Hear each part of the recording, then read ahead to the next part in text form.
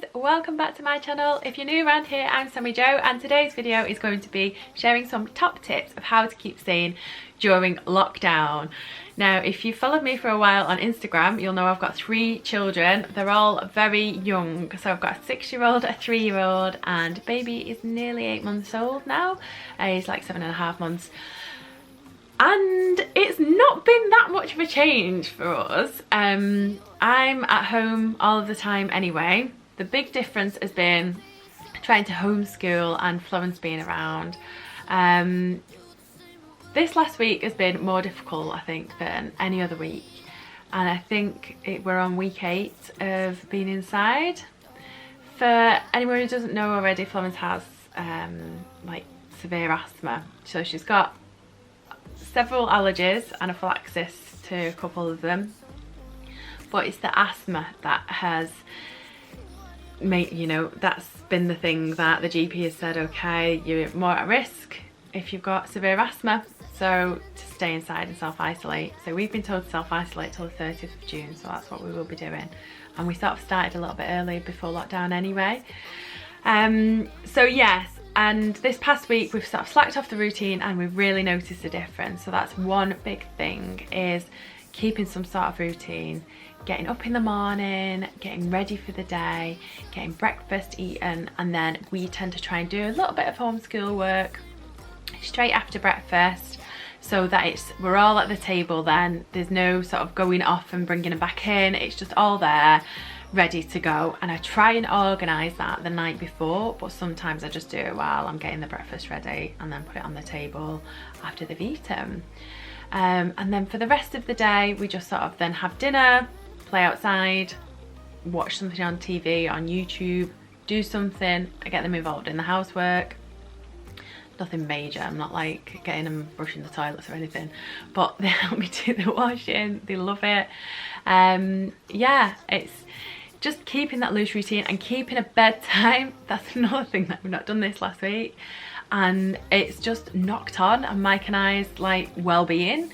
Them going to bed later, honestly, like, you don't realise the importance of your time together. Even though we've got baby, and baby doesn't necessarily go to bed in a routine yet, and he's downstairs with us,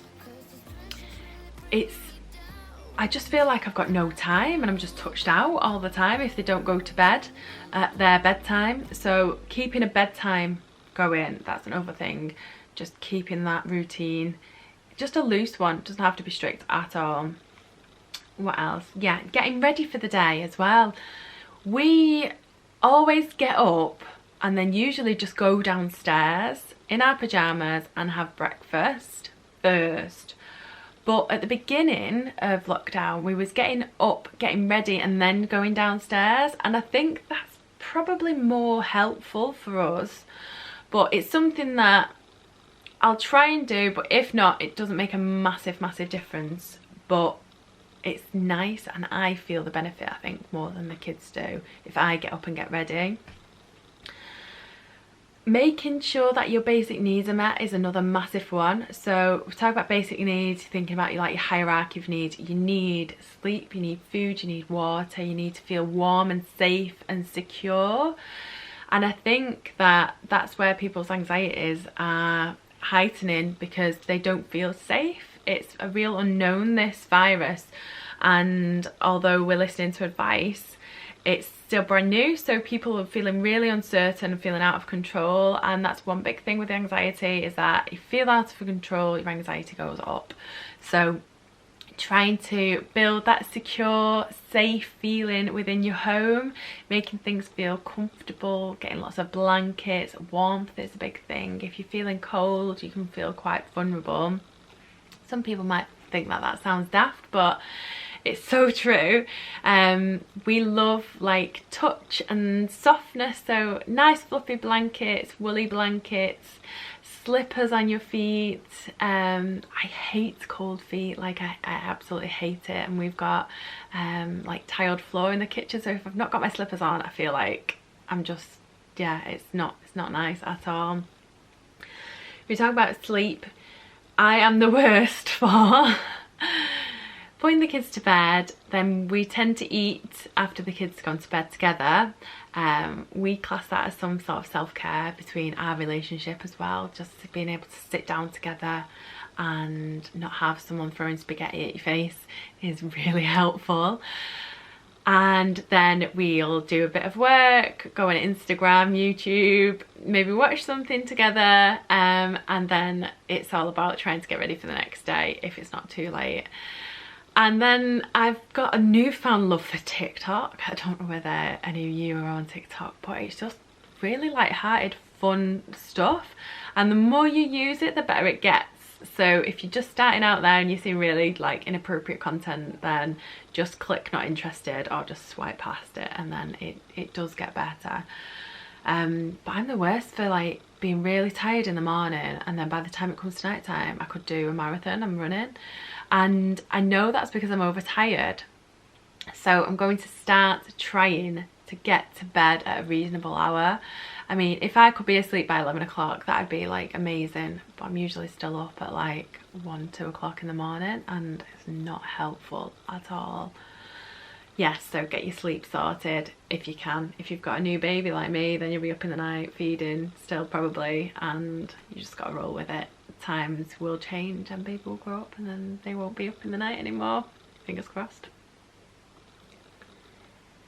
Food and water. Now it's really easy, isn't it, to just go and grab some biscuits and chocolate from the cupboard, and I do that throughout the day.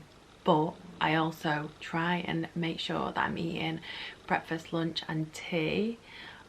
Let me know if that's what you call it, because in Manchester we call tea like what you would eat at night time tea. But when I spoke to people from down south, they're like, "That's no, tea is a cup of tea." Like, so let me know where you're from and what you call it. But keeping those 3 meals like quite, you know, in a routine, again, a loose routine, then it makes you feel better as well. I am so hungry. When I get hungry, I get really, really hungry. I'm hungry. I don't know whether that's just a female thing, but I get hungry, my girls get hungry. And water as well, so drinking a lot throughout the day. I remember speaking to some friends at the beginning and they was like, I feel like I'm underwater, like I feel really like claggy and weird and my lips are all dry, and I was like, just drink more water. I know I sound like the mother of the group, I probably am. But drink so much water that you feel like a fish, because not only do you need it more, but we're going through such a stressful time. We need to make sure that we're hydrated so that our brain functions normally. And it sounds really simple, but all I do in the morning is fill up, like I've got these Soda Stream bottles or these like big 2-litre bottles, and I'll fill the girls' water up in a glass, and Mike and we'll have them on the table all day. I'm not bothered about things looking really neat and tidy all day. And it's just that they're there as a visual representation to drink water. And if I do that, then I drink it. If I don't do it, I'm terrible. By the end of the day, I'm like stressed out. I'm like a prune, like yeah. And also just drink anything. I love Diet Coke. I'm addicted to Diet Coke, and I'll probably have 3 cans a day. So I'm very addicted to Diet Coke. Yeah, so I've talked a little bit about warmth and safety. Just make sure that your basic needs are met. If your basic needs aren't met, then the rest of it is just going to come toppling down on top. And then something else that I think is a massive, massive, massive, massive thing is having some non-contact time. So I don't know about you, but I feel touched out by about 4 o'clock, and I just feel like everyone's just been on me and mithering me, and I just need some space, just even 5 minutes sometimes. If Mike's not here or he's on conference calls or he's upstairs doing work or whatever, I just have to give the children something to do, like an activity when the baby's napping. And if I give them something to do, then they don't come and mither me for things because they're occupied. And I'll just literally go and stand at the end of the kitchen. I've got a utility room which is round the back of the kitchen, and I'll just take a drink in there. and purposefully breathe in. And it sounds really weird, but big, like 5 big deep breaths in and out, and try to really like pay attention to it. And it's so helpful in just being able to just ground yourself and be in that moment. I'm really one for mindfulness anyway, and trying to just get you back into the present moment, because you can be all over the place with as a mum. You've got 20,000 things balancing them all at the same time. Mindfulness, I think, gets a bit of a, oh, it's la-di-da, but it's not. Like, basic principles of mindfulness in every day can be so helpful. So yeah, so just having some non-contact time and using technology. Don't think that is a bad thing that your kids are playing on the iPad, or that they're watching YouTube, or that you've got a program on for them. You'd be amazed at what they can learn from TV programs on, say, CBeebies. Even if it's, you put number blocks on, like, they think that it's fun, but it's learning. It's just a different approach to learning that maybe we've not been told that is acceptable. And I'm here to tell you it is acceptable, especially in lockdown. Use technology for your advantage. Yeah, again, trying to keep the kids occupied. So we've got a lot of puzzles. Florence loves doing puzzles. Edie, she's still a bit too young, so we've got some smaller ones and she just sort of tries to do them. They don't keep her that occupied for that long. But lots of colouring books, dry wipe, like the books that you can get. They're really good. What else do we do with Edie? Set up trains as well. And when she was little, and still now, we do a lot of like role playing, so pretend tea parties with teddy bears and stuff like that. So it's just giving them an idea and letting them run with it. So getting all the teddies out and saying, oh, come on, let's have a teddy bears picnic, let's have a tea party. And then saying, okay, mummy's just got to go and do something for a minute, you carry on making them tea. And then that will hopefully occupy them for 5-10 minutes. And it's not a lot of time, but you really do need those like spaces, that distance of, right, okay, hold on, like, let's just get back to normality for a second. It's even more important if you baby wear, like I carry the baby everywhere. But when he's napping, I try to put him down as much as I can. Sometimes he just won't go down and I just have to carry him or hold him or cuddle him or feed him. It depends on your baby. There's no sort of one fits all. Yeah, and then checking in on yourself. Like, it's really important to just forget yourself within all of this madness and try and think about the kids and what the kids need and what your husband needs and what your house needs and what your family needs, and do you need to ring somebody and do you need to talk to this person. And it is so overwhelming, and I think that's why when I was talking to one of my friends, she was saying that she feels like she's underwater. She just felt like everything was going on around her and she had no control. Yeah, and it's just really important to check back in with yourself. Like, what am I feeling today? Am I feeling rubbish? Right, okay, that's all right for today. What can I do to make that better? Nothing? Right, well, we have to keep muddling on and try and put in some coping and self, you know, soothing skills in itself. But if there is something that you can do about it, do them when you can. It's so easy to just sit down and just be like in that moment, yes, but if you could do something that's going to be your future friend, like help your future self, I always try and think that, and just take those 2 minutes to just sit down and then get cracking on with something else. Journaling, so writing down. I love Instagram for keeping track of what we've been doing, even if it's just one story a day. Do you know what, you can save all of those. Mine automatically save to my phone and they come up in memories and I think, oh god, I remember that was so sweet. And I've started writing things down again, which there's something about writing that is different to using your phone. So I'm hoping that I can carry on like with that journaling. If you've not tried that before, it might be something, just get all your emotions out on the paper and then it's out of your head.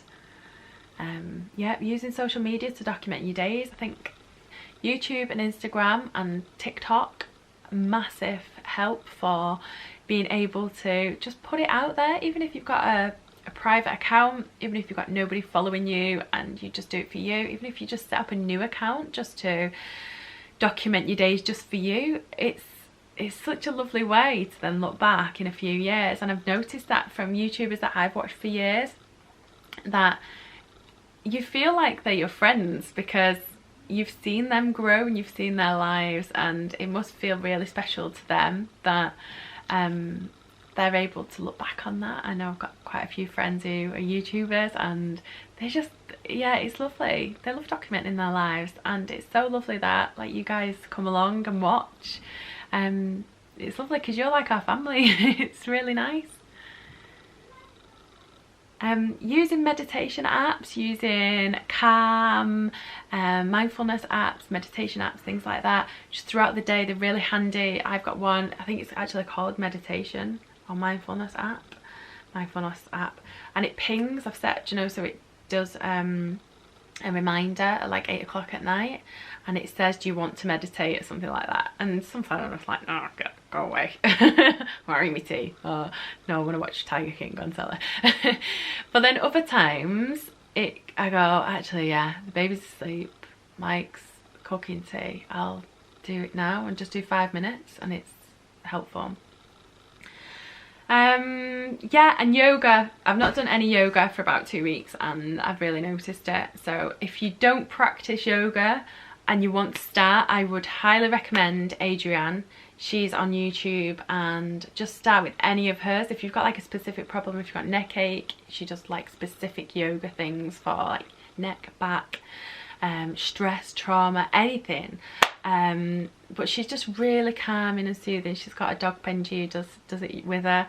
And I used to take my phone outside with my yoga mat in the garden, and this was first thing in the morning before all the chaos kicked off, and I would put my AirPods in and do a bit of yoga in the garden, and it was the best. And I've not done that for so long, so can Arthur downstairs with Mike.